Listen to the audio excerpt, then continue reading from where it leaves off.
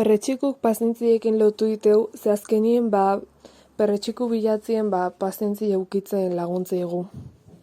Ez dilako errexak izeten topatzen.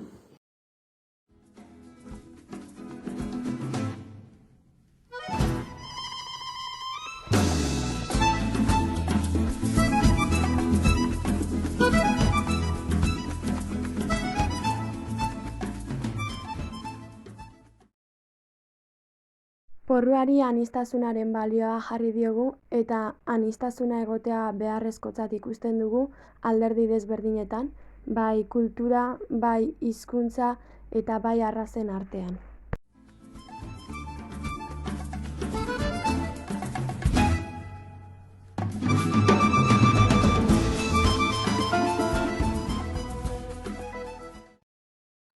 Tipulai eman dion balioe autokontrola izen da, ze azkenien tipula botatzeakoen kontrolauin berdazen bat bota guztua emateko, eta horretik horrekin lotu dugu.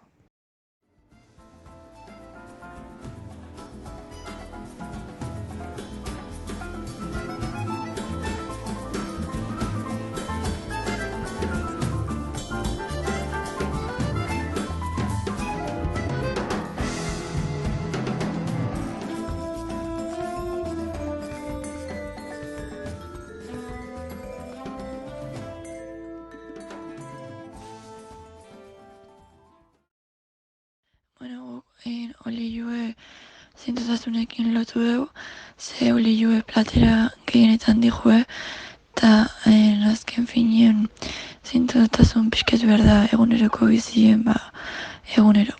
Eta horretik olioek zintuztasune representatu.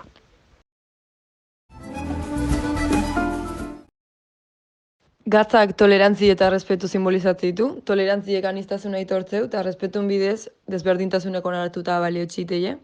Eta gatzakin hori gertatzea, janari mota guztiak gozuk naiz gazilek respetatzen ditu. Arrozari eman dizkiogun balioak berdintasuna eta ekitatea dira.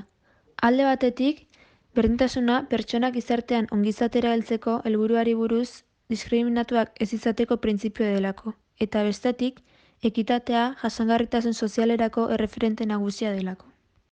Gurina laguntasunaren erreferentzi gisa hartu dugu, eta deno dakigun bezala gurina dena batzen duen elikagai bada, hau da laguntasuna pertsonen arteko batuketa gisa hartu dugu.